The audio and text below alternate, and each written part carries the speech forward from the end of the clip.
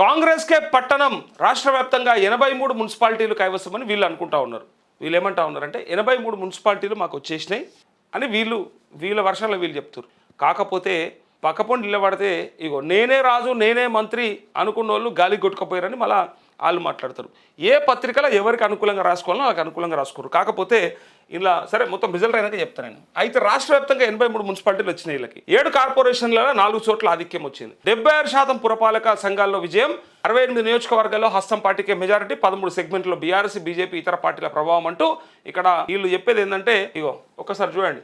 కాంగ్రెస్ పార్టీకి 1537 మంది గెలిచిండ్రు, ఆ వార్డులు గెలిచినాయి అని చెప్పి వాళ్ళు చెప్తారు. బీఆర్ఎస్ 781 అనేది వీళ్ళది బీఆర్ఎస్ వాళ్ళది. బీజేపీ 335, ఎంఐఎం 70, సిపిఎం 13, సిపిఐ 30, ఇతరులు 230. అయితే ఇందులో మనకు తెలుసుకోవాల్సింది ఏంటంటే ముఖ్యంగా కార్పొరేషన్, అసలు కార్పొరేషన్లలో ఏం జరిగింది. ఎందుకంటే ఇవే అంటే మేజర్ పట్టణాలు, కార్పొరేషన్లలో ఎట్లుంటుంది అనేది ఒకసారి ఆ మూడ్ అనేది ఒకసారి చూస్తే దాన్ని బట్టి కొంత ప్రభుత్వానికి వ్యతిరేకంగా ఉందా లేకపోతే అనుకూలంగా ఉందా. ఇప్పుడు దీన్ని బట్టి చెప్పండి. మున్సిపాలిటీలలో గతంలో 2020లో జరిగినటువంటి ఎన్నికలల్లో 90%కు పైగా గెలుచుకున్నటువంటి బీఆర్ఎస్ పార్టీ, అంటే అధికారంలో రెండోసారి వచ్చిన తర్వాత, మళ్ళీ అది ఒకసారి కాదు రెండోసారి వచ్చిన తర్వాత వాళ్ళకు వచ్చినటువంటి సీట్లతో వీళ్ళు కంపేర్ చేస్తారు. ఇలా మీరు గతంలో ఏమంత పెద్దగా పర్ఫామ్ చేసిర్రు ప్రతిపక్షంలో ఉండగా, ఇలా మేము ప్రతిపక్షంలో ఉన్నా మా సీట్లు చూడండి వీళ్ళు కంపేర్ చేసి చెప్తా ఉన్నారు. ఒకసారి చూడండి. కరీంనగర్లో 66 సీట్లు ఉంటే కాంగ్రెస్ 14, 9 బీఆర్ఎస్, బీజేపీకి 30 వచ్చినాయి. కరీంనగర్ మేయర్ పీఠం దక్కే అవకాశం ఉంది. సో అది ఒక అవకాశం ఉంది. ఎందుకంటే ఇతరులు 10 మంది ఉన్నారు కాబట్టి ఇండిపెండెంట్లు కూడా. సరే ఎవరికి మద్దతు ఇస్తారు ఏందనేది మనకి రేపటికల్లా తెలిసిపోతుంది. నిజామాబాద్లో 60 ఉంటే 17 కాంగ్రెస్, బీఆర్ఎస్ ఒకటి, 28 బీజేపీ ఇచ్చినాయి. అక్కడ ఎంఐఎం 14 వచ్చినాయి. సో ఇక్కడ కన్ఫ్యూజనే, ఎవరికి మద్దతు ఇస్తే ఎవరు గెలుస్తారో తెలియదు. అయితే మంచిర్యాల అంటే ఇప్పుడు బీఆర్ఎస్ కీలకమైంది. అక్కడక్కడ ఇక్కడ 2 చోట్ల మాత్రమే అంటే బీఆర్ఎస్ ఒక నిజామాబాద్లో మాత్రం బీఆర్ఎస్ పర్ఫామ్ చేయలేదు. సో ఇక్కడ కరీంనగర్లో మాత్రం 9 వచ్చినాయి. సో మంచిర్యాల 60కి 44 కాంగ్రెస్ అయితే 8 బీఆర్ఎస్, 5 బీజేపీ. ఇక్కడ క్లియర్గా వీళ్ళకి కనిపిస్తూ ఉంది వీళ్ళు మేయర్ పీఠం దక్కించుకునే అవకాశం ఉంది. రామగుండం 60కి 38, 13, 1. ఇక్కడ కూడా క్లియర్ విజన్ కనిపిస్తూ ఉంది. కొత్తగూడెంలో 60 అయితే 22 కాంగ్రెస్, 8 బీఆర్ఎస్, 1 బీజేపీ అంటూ ఇక్కడ సిపిఐ 29 ఉన్నాయి. కాబట్టి ఇక ఎవరికి మద్దతు ఇస్తే ఏం జరుగుతుంది అనేది ఇక్కడ చూడాలి. కొత్తగూడెంలో చూడుర్రి, కాంగ్రెస్కి 22 ఉన్నాయి, ఇక్కడ 8, ఇక్కడ 29, దగ్గర 37 దాకా ఉన్నాయి. 37 వీళ్ళకైతే 22 వీళ్ళకైతే కొత్తగూడెంలో. అయితే వీళ్ళిద్దరు బీఆర్ఎస్ బీజేపీ కలుస్తుందా, బీఆర్ఎస్ సిపిఐ అయితే మద్దతు చెప్తామని చెప్పిండ్రు. సో అది ఒక క్లారిటీ వస్తుంది, అది కూడా చెప్తా. నల్లగొండలో 48 ఉంటే 27 కాంగ్రెస్ వచ్చినాయి, 9 వచ్చి బీఆర్ఎస్, 4 బీజేపీ, 2 ఎంఐఎం అంటూ. ఇక్కడ ఇతరులు కూడా ఒక 6 పర్ఫామ్ చేసిండ్రు. సో 6 ఓట్లు ఎటువైపు వస్తాయి, పైగా కాంగ్రెస్కి 27 ఉన్నాయి కాబట్టి ఇక్కడ కాంగ్రెస్కే క్లియర్ విజన్ ఉంది. మహబూబ్ నగర్లో 60 సీట్లకు గాను 29 కాంగ్రెస్కి వచ్చినాయి, 15 బీఆర్ఎస్కి వచ్చినాయి, 7 బీజేపీకి వచ్చినాయి, 5 ఇతరులు వచ్చిర్రు. సో ఇక్కడ 7, 5, 12 ఇట్లయినా కూడా వీళ్ళు ఏదన్నా జరిగే అవకాశం ఉంది. ఇక్కడ 5 ఏమో ఇతరులు ఉన్నారు. ఈ ఇతరులు ఇటు పోతారా అటు పోతారా తెలియదు. ప్లస్ ఇక్కడ బీజేపీ మద్దతు ఎవరికనేది ఇక్కడ క్లారిటీ లేదు. సో ఇక్కడ 2 విషయాలు. చాలా చోట్ల హంగ్ వచ్చింది, నేను చూపిస్తాను అది కూడా. హంగ్ బీఆర్ఎస్ ఎటువైపు, అసలు ముచ్చట ఇది. వీళ్ళు హంగ్ వచ్చిన హంగ్ అంటే ఏంటో మీ అందరికీ ఎరక. అంటే ఎవరికి మెజారిటీ రాని చోట హంగ్ అంటారు. ఒకవేళ ఎవరికి పూర్తి మెజారిటీ, ఫర్ సపోజ్ 40 సీట్లు ఉన్న చోట 21 సీట్లు వస్తే వాళ్ళకు గెలుపు, వాళ్ళకి మున్సిపల్ మీద జెండా ఎగరేసే అవకాశం. అయితే వాళ్ళకి ఆ పీఠం దక్కుతుంది. అక్కడ అట్లా రాకుండా 3 షేర్ చేసుకున్నారు అనుకో, ఎవరికి క్లియర్ మెజారిటీ రాలేదనుకో, 13 వచ్చినాయనుకో, 13 ఏమవుతుంది అక్కడ చెప్పుర్రి. అంటే ఎవరికి మెజారిటీ లేదు కాబట్టి అక్కడ హంగ్ అంటారు దాన్ని. ఎవరికి మెజారిటీ లేని చోట వచ్చిన హంగ్నే ఎవరి పొత్తుతో పీఠంని కైవసం చేసుకుంటారు అనేది ఇక్కడ మొత్తం అందరూ కూడా ఆశ్చర్యంగా చూస్తుంటారు. అరే అవునా, కొన్ని చోట్ల అన్ని ఇట్లా కూడా జరిగినాయి. కాంగ్రెస్ ఈవెన్ బీజేపీ కూడా కొన్ని చోట్ల కలుపుకొని చేసుకున్న సందర్భాలు ఉన్నాయి. పక్క రాష్ట్రంలో ఉన్నాయి, మన రాష్ట్రంలో ఉన్నాయి. ఎందుకంటే వాళ్ళకి మున్సిపాలిటీ ఖచ్చితంగా అక్కడ పాలకవర్గం ఏర్పడాలి. సో ఏర్పడాలంటే ఇట్లయితే అట్లా నడవది. అంటే ఎట్టి పరిస్థితుల్లో అట్లా అయితే కొనుడు అమ్మకాలు కూడా జరుగుతాయి, అది సెకండరీ. ప్రైమరీ ఏం ట్రై చేస్తారంటే పార్టీలలో ఏమైనా అవకాశం ఉందా, ఇలా కాంగ్రెస్కి బీఆర్ఎస్ సపోర్ట్ చేస్తుందా లేదా బీజేపీ వైపు వెళ్తుందా, ఓవరాల్గా రాష్ట్రంలో ఎట్లుందో దాన్ని బట్టి డిసైడ్ అవుతారు. అంతేగాని 1-2 చోట్ల అరే కాంగ్రెస్కి సపోర్ట్ చేద్దాం లేకపోతే బీఆర్ఎస్ సపోర్ట్ బీజేపీకి చేద్దామని ఉండదు. ఓవరాల్గా స్టేట్లో ఎన్ని సీట్లలో హంగ్ ఉన్నది, అంటే ఎన్ని మున్సిపాలిటీలలో ఆ హంగు ఉన్న చోట మనం ఎక్కువ మట్టుకు ఏ పార్టీకి ఇస్తే ఎక్కువ బయటపడితే మిగిలిన చోట ఇవ్వకుంటే వాళ్ళు ఏమైనా చేసుకొని అన్నట్టుగా చూస్తారు. అందుకే ఇక్కడ హంగు ఉన్న చోట ఏం చేస్తారని దాదాపు 30కి పైగా స్థానాల్లో తేలని ఫలితం 30కి పైగా తేలని ఫలితం అంటే అర్థం చేసుకోరు. 30 మున్సిపాలిటీలలో ఇంతవరకు ఫలితం తేలలేదు. దానికి కారణం ఏంటంటే హంగు ఉంది. పలు చోట్ల కింగ్ మేకర్ గా నిలిచే ఛాన్స్ కేసీఆర్ తో చర్చించాకే నిర్ణయమని కేటీఆర్ ప్రకటన. ఇది వార్త. యాక్చువల్ గా ఈ హంగ్ చాలా చోట్ల వచ్చింది. అందుకోసానికే అది ఎవరికి పోతాయి సీట్లు అనే దాని మీదనే కన్ఫ్యూజన్ ఉన్నారు. ఇగో చూడండి ఒకసారి. హంగ్ స్థానాల్లో బీఆర్ఎస్ వైఖరి ఏంటి అన్న ప్రశ్న ఇప్పుడు రాష్ట్ర రాజకీయాల్లో ఆసక్తికరంగా మారింది. రాష్ట్ర వ్యాప్తంగా 30కి పైగా మున్సిపాలిటీలో హంగ్ పరిస్థితి నెలకొని ఉన్నది. ఇప్పటికే బీఆర్ఎస్ పార్టీ 17 మున్సిపాలిటీలను కైవసం చేసుకోగా హంగ్ స్థానాల్లోనూ మరిన్ని దక్కించుకునే దిశగా ప్రయత్నాలు సాగిస్తోంది.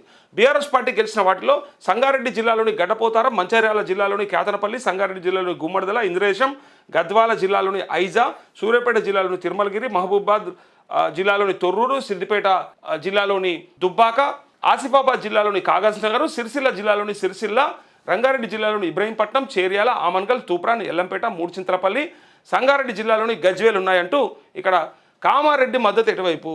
ఇక్కడ అసలు ముచ్చటగా కామారెడ్డికి వచ్చింది. ఎందుకంటే చిత్రమైనటువంటి ఓటర్లంతా కామారెడ్డిలో ఉన్నారు. ఎందుకు చిత్రం అంటా ఉన్నా అంటే ఇద్దరు ముఖ్యమంత్రులను కూడా ఓడించిర్రు. కాటిపల్లి వెంకటరమణారెడ్డిని గెలిపించారు అక్కడ బీజేపీ నుంచి. సో ఇక్కడ మున్సిపాలిటీలన్నా కరెక్ట్గా మెజారిటీ ఇచ్చి ఏ ఒక్క పార్టీనన్నా గద్దె మీద కూర్చోబెడతాదేమో అనుకుంటే మున్సిపాలిటీలో కూడా చిత్రమైన రిజల్ట్ ఇచ్చి ఇక మీరు తనక సావురు అని చెప్పారు, మీరు కొట్టక సావురు అని చెప్పారు. కామారెడ్డులు గమ్మత్ చేసిరు. గతంలో గట్లనే చేసిరు, ఇప్పుడు గట్లనే చేసిరు. ఎవరికి మెజారిటీ ఇవ్వలేదు. గతంలో కూడా ఇక్కడ చూడండి అధికార పార్టీ ఉన్నటువంటి కాంగ్రెస్ని గెలిపించలేదు. అక్కడ ఎమ్మెల్యే బీజేపీ గెలిపించారు. అంటే కేంద్రంలో అధికారంలో ఉన్న ఎమ్మెల్యే పార్టీనేమో అక్కడ గెలిపించారు కామారెడ్డిలో. రాష్ట్రంలో అధికారంలో ఉన్నటువంటి ఆ పార్టీకి అవకాశం ఇవ్వకుండా. అయితే కనీసం మరి కేంద్రంలో అధికారంలో ఉన్న పార్టీకి ఎంపీ ఇచ్చారంటే కాదు, మళ్ళీ కేంద్రంలో ఉన్నటువంటి ప్రతిపక్షంలో ఉన్న కాంగ్రెస్కి ఎంపీ ఇచ్చారు. చిత్రం. అయితే ఇప్పుడు ఇక్కడ కూడా మీరు ఓటు ఎవరికన్నా ఒకవైపు మెజారిటీ ఇస్తే బ్రహ్మాండంగా ఎట్లాగో పట్టణాన్ని కైవసం చేసుకుంటాం, మేము మా చేతులు ఉంచుకుంటామని ఏదో ఎన్నో కలలు కన్నారు చాలా పార్టీలు, ఉన్న పార్టీలు అనుకో, ప్రధాన పార్టీలు. కానీ ఏమైంది అలా చిత్రంగా ఓటేసి చాట్ల తౌడు పోసి కుక్కల కొట్లాడ పెట్టినట్టు పెట్టిరు. ఇక అనుకోరు, ఇక దావురు. ఇక మీరు కలుపుకుంటారా, మీరు కలుపుకుంటారా, ఎవరు కలుపుకుంటారో మీ ఇష్టం అన్నారు. అటు కాంగ్రెస్కు పూర్తి మెజారిటీ ఇవ్వలేదు, ఇటు బీజేపీకి ఇవ్వలేదు, ఇటు బీఆర్ఎస్కి ఇవ్వలేదు. కానీ బీజేపీకి అత్యధికంగా సీట్లు ఇచ్చారు, అక్కడ మెలికబెట్టిరు. బీజేపీ మరి ఏమన్నా అక్కడ ఇక్కడ ఆకర్షిస్తుందా, ఎవరినన్నా అలాకెళ్ళి గుంస్తుందా, లాగుతుందా అంటే రమణారెడ్డికి అది ఇష్టం లేదు. ఆయనకు ఆ ఇంట్రెస్ట్ కూడా ఉండదు. నాకు తెలిసిన కాడికి నాకున్నటువంటి సాన్నిధ్యంలో చెప్తున్నా. సో ఆయన అట్లాంటి ప్రయత్నం చేస్తారు అనుకోను. కాంగ్రెస్ ఏం చేస్తుంది మరి, ఏమన్నా అక్కడ నుంచి ఇక్కడ నుంచి ఏమన్నా చేసే పని చేస్తుందా, మరి బీఆర్ఎస్ నుంచి ఏమన్నా కొంతమందిని ఏమన్నా లాగే ప్రయత్నం జరుగుతుందా అని చెప్పి కూడా బయట చర్చ నడుస్తుంది. కాకపోతే అక్కడ కూడా అట్లా కనిపిస్తలేదు. ఎందుకంటే వాళ్ళు కూడా స్ట్రాంగ్గానే ఉన్నారు. ఎక్కడికక్కడ మేము ఇట్లనే ఉంటాం అన్నట్టుగా ఉన్నారు. ఎందుకంటే వాళ్ళు కింగ్ మేకర్లు కదా. ఇవాళ బీఆర్ఎస్ కూడా కింగ్ మేకర్ ఉంది. అందుకోసానికి వాళ్ళు ఏమనుకుంటారంటే చూద్దాం ఏదైతే అది అవుతుంది, మనం ఎందుకు అంత తొందరపడాలి, మా కేటీఆర్కి చెప్పాలి, మా కేసీఆర్ చెప్పాలి, ఆయన చెప్పినాక మేము ఎట్లయితే అటు, వాళ్ళు ఎట్లా చెప్తే అట్లా అన్నట్టుగా ఉంది. ఇక్కడ ఏ పార్టీకి మద్దతు ఉండబోతుంది అనేది చాలా చిత్రమైన అంశం. అయితే ఇప్పుడు కీలకంగా మారింది. ప్రధానంగా బీజేపీతో బీఆర్ఎస్ అయినా కలవాలి, లేదంటే కాంగ్రెస్తో బీఆర్ఎస్ కలవాల్సిన పరిస్థితులు ఉన్నాయంటూ ఈ చిత్రమైన పరిస్థితిని ప్రధానంగా బీజేపీతో బీఆర్ఎస్ అయినా కలవాలి, లేదంటే కాంగ్రెస్తో బీఆర్ఎస్ కలవాల్సిన పరిస్థితులు ఉన్నాయి. అయితే ఇప్పుడున్న పరిస్థితుల్లో కాంగ్రెస్తో బీఆర్ఎస్ కలిసే అవకాశాలు లేవని తెలుస్తుంది. ఇగో ఇది క్లారిటీ. ఎందుకంటే ఎట్టి పరిస్థితుల్లో కాంగ్రెస్తోనైతే కలవదు, కలిసి చేయాల్సిన అవసరం లేదు. ఇది సంకేతాలు తప్పుడుగా వెళ్తాయి. ఒకవేళ వాళ్ళు మద్దతు తెలపకుండా అట్లా ఉన్నా సరే, కానీ ఒకవేళ కనుక ఇప్పుడు కాంగ్రెస్కి కనుక బీఆర్ఎస్ ఎక్కడన్నా మద్దతు ఇచ్చి కనుక వాళ్ళ అంటే పదవిని పంచుకుంటే రేపొద్దున ఇది ఎటు నుంచి ఎటువైపు దారి తీస్తుందో, కాంగ్రెస్ని గద్దె దించాలనుకుంటున్నటువంటి బీఆర్ఎస్కి మళ్ళీ అదొక అడ్డంకిగా ఏర్పడుతుందనే ఉద్దేశం మాత్రం కనిపిస్తూ ఉందట. సో అందుకోసానికే ఎట్టి పరిస్థితుల్లో పోదు అనేది ఆలోచన కొంత. అయితే బీజేపీకి ఇస్తుందా అంటే ఏమో చెప్పలేము అనేది ఇక చూద్దాం మనం కూడా. అయితే ఇప్పుడున్న పరిస్థితుల్లో కాంగ్రెస్తో బీఆర్ఎస్ కలిసే అవకాశాలు లేవని తెలుస్తోంది. ఒకవేళ బీజేపీతో కలిసి మరిన్ని మున్సిపాలిటీలను బీఆర్ఎస్ తన ఖాతాలో వేసుకుంటుందా అన్న చర్చ ఆసక్తికరంగా మారింది. ముఖ్యంగా కామారెడ్డి లాంటి మున్సిపాలిటీలో ఇలాంటి పరిస్థితే కనిపిస్తోంది. అయితే హంగ్ స్థానాలపై పార్టీ అధినేత కేసీఆర్తో చర్చించాకే తుది నిర్ణయం తీసుకుంటామని పార్టీ వర్కింగ్ ప్రెసిడెంట్ కేటీఆర్ ప్రకటించారంటూ ఇప్పుడంతా కూడా క్యాంపు రాజకీయాలు నడుస్తాయి. హంగులో మరి ఎవరు ఎటువైపు అనేది ఒకసారి ఇంకా ఏదైనా ఒక పత్రికలో చూద్దాం ఏం జరిగింది. ఒక్కసారి చూడండి. నిజామాబాద్ కామారెడ్డిలో హంగ్ అంటూ ఇక్కడ నిజామాబాద్ జిల్లాకు సంబంధించినటువంటి వార్త. ఇగో నిజామాబాద్ కార్పొరేషన్లో పట్టు కోల్పోని బీజేపీ, అధికారంలో ఉన్న పట్టు బిగించని కాంగ్రెస్, ఏ పార్టీకి మ్యాజిక్ ఫిగర్ తీర్పునివ్వని ఇందూరు ప్రజలు అంటూ ఇక్కడ ఉమ్మడి జిల్లాలోని నిజామాబాద్ కార్పొరేషన్లోని 60 డివిజన్ సహా ఆర్మూర్, బోధన్, భీమ్గల్, కామారెడ్డి, బాన్స్వాడ, ఎల్లారెడ్డి, బిచ్కుంద మున్సిపాలిటీలోని 178 వార్డులకు జరిగిన మున్సిపల్ ఎన్నికల్లో అధికార కాంగ్రెస్ పార్టీ సత్తా చాటింది. నిజామాబాద్ జిల్లాలోని 3 మున్సిపాలిటీలు, కామారెడ్డి జిల్లాలోని 3 మున్సిపాలిటీలను స్పష్టమైన మెజారిటీతో గెలుచుకుంది. నిజామాబాద్ కార్పొరేషన్తో పాటు కామారెడ్డి మున్సిపాలిటీలో మాత్రం ఓటర్లు స్పష్టమైన తీర్పును ఇవ్వకపోవడంతో ఆ 2 చోట్ల హంగుకు అవకాశం ఇచ్చారు. నిజామాబాద్ కార్పొరేషన్ గెలుచుకోవడానికి అధికార పార్టీ ప్రత్యేకంగా ఫోకస్ పెట్టినప్పటికీ మేయర్ పీఠాన్ని దక్కించుకోవడానికి అవసరమైన మేజిక్ ఫిగర్ని సాధించలేక చతికిలబడ్డారు. మరోపక్క బీజేపీ మాత్రం 2020లో సాధించినట్లుగానే 28 డివిజన్లలో ఏమాత్రం పట్టుకోల్పోకుండా ఆ ఫిగర్ను మళ్ళీ దక్కించుకుంది. బీజేపీ 28, కాంగ్రెస్ 18, ఎంఐఎం 13 డివిజన్లు గెలుపొందగా బీఆర్ఎస్ ఒక వార్డును గెలుచుకుంది. దీంతో ఏ పార్టీకి నిజామాబాద్ నగర ప్రజలు స్పష్టమైన మెజారిటీ ఇవ్వకపోవడంతో మేయర్ విషయంలో ఉత్కంఠ నెలకొంది. మేయర్ పీఠం కోసం, కార్పొరేషన్పై జెండా ఎగరడం కోసం ఏ పార్టీ ఎలాంటి రాజకీయ ఎత్తుగడలతో పావులు కదుపుతుందో, ఎవరిని ఎలా తమ దారిలోకి తీసుకొస్తుందోనని అంశాలపై నగరంలో తీవ్ర చర్చ జరుగుతోంది. మరోపక్క కామారెడ్డి పట్టణంలో కూడా అలాంటి పరిస్థితి నెలకొందంటూ ఇగో కింగ్ మేకర్గా నిలిచిన బీఆర్ఎస్ మద్దతు ఎవరికి ఇస్తే వారే చైర్మన్. జిల్లాలోనే కామారెడ్డి ఓటర్ల అనూహ్య తీర్పు అంటూ, ఎంత అనూహ్యం అంటే ఇక అనూహ్యమైన తీర్పు కామారెడ్డిలకు అలవాటు అయిపోయింది. ఇక గతంలో రమణారెడ్డిని గెలిపించినప్పటి నుంచి ఇలా అలవాటు అయిపోయింది. ఇక అనూహ్యమైన తీర్పు ఇచ్చాడు కామారెడ్డిలకి. జిల్లాలో కామారెడ్డి పట్టణ ఓటర్లు అనూహ్య తీర్పుని ఇచ్చారు. జిల్లాలో 4 మున్సిపాలిటీలు ఉండగా 3 మున్సిపాలిటీలు ప్రజలు కాంగ్రెస్కు పట్టం కట్టగా కామారెడ్డిలో మాత్రం ఇందుకు భిన్నంగా తీర్పునిచ్చారు. జిల్లాలోని బాన్స్వాడ, బిచ్కుంద, ఎల్లారెడ్డి మున్సిపాలిటీల్లో కాంగ్రెస్ పార్టీకి పట్టం కట్టారు. అయితే కామారెడ్డిలో మాత్రం ఇందుకు భిన్నంగా ఏ పార్టీకి సరైన మెజారిటీ ఇవ్వకుండా తీర్పునిచ్చారు. కామారెడ్డిలో 49 వార్డులు ఉంటే ఇక రిజల్ట్ చూడండి ఒకసారి.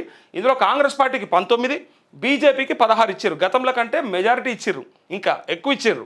గతంలో 10, 12 ఉంటుండే, సో సబ్జెక్టు కరెక్షన్, సో అంతకంటే ఎక్కువ ఇచ్చారు. బీఆర్ఎస్ పార్టీకి 11, స్వతంత్రులను 3 అభ్యర్థులు గెలిపించారు. అయితే ఇక్కడ కామారెడ్డిలో ఏం జరగవచ్చు అనేది అంటే ఇక ఒకసారి చెప్తా. ఏ పార్టీకి దక్కని మ్యాజిక్ ఫిగర్. కామారెడ్డి మున్సిపాలిటీలో 49 వార్డులు ఉన్నాయి. అయితే చైర్మన్ పీఠం దక్కాలంటే 25 స్థానాలు కావాలి. అయితే ఇక్కడ ఏ పార్టీకి కూడా మ్యాజిక్ ఫిగర్ దక్కపోవడంతో చైర్మన్ అయ్యే పరిస్థితి లేదు. ఇక్కడ చైర్మన్ కావాలంటే ఇటు కాంగ్రెస్ పార్టీకి కానీ అటు బీజేపీకి కానీ బీఆర్ఎస్ పార్టీ మద్దతు కావాల్సిందే. 3 స్వతంత్ర అభ్యర్థులు గెలిచినప్పటికీ సరైన మ్యాజిక్ ఫిగర్ రాకపోవడంతో వారి అవసరం కూడా అంతంత మాత్రమే ఉంది. పాపం వాళ్ళు మంచి ధర బలుకుతాం అనుకున్నారు. ఆ 3 కూడా మంచి ధర వస్తుందిగా, మాకు ఎట్టి పరిస్థితులలో మా ఇంపార్టెన్స్ ఉంటుంది.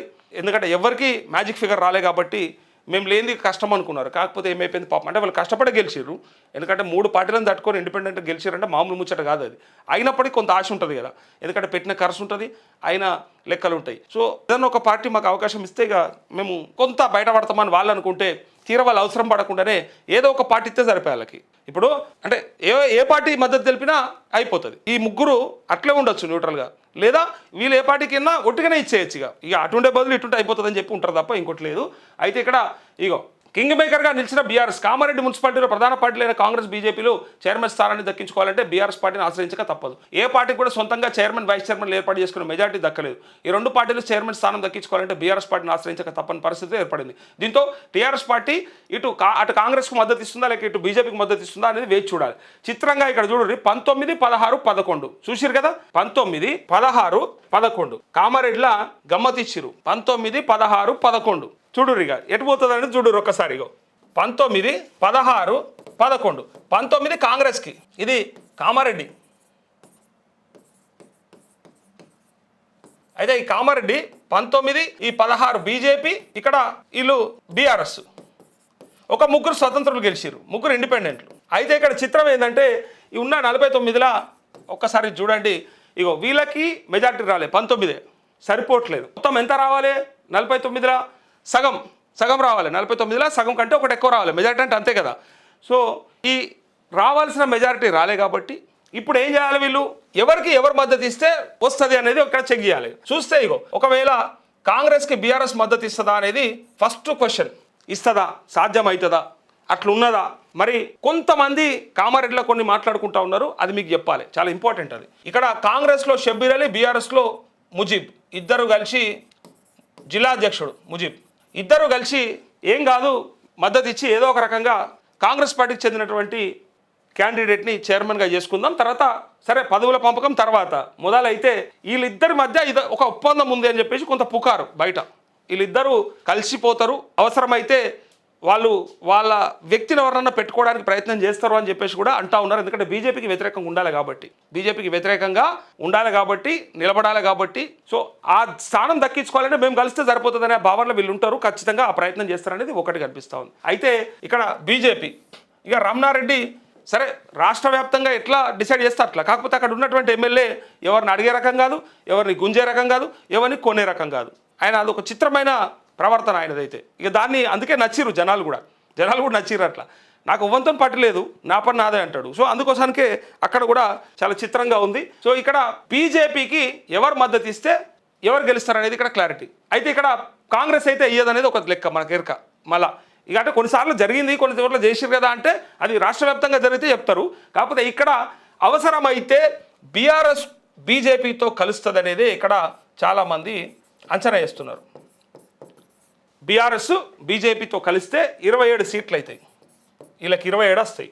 వీళ్ళకి 19కి వీళ్ళు ముగ్గురు కలుస్తారు. 19కి సరే ఇక అధికార పార్టీ వైపే పోతారనేది మనకు లెక్క, మనకు క్లారిటీ. చాలామందికి అధికార పార్టీ వైపే పోతారు తప్ప ఎప్పుడైనా కూడా చూస్తూ మళ్ళీ ఎందుకు ప్రతిపక్షంలో ఓడనుకుంటారు, వాళ్ళు కూడా దానికి ఏమైనా ఉంటే చూసుకుంటారని చెప్పేసి వాళ్ళు కూడా వెళ్ళిపోతారు.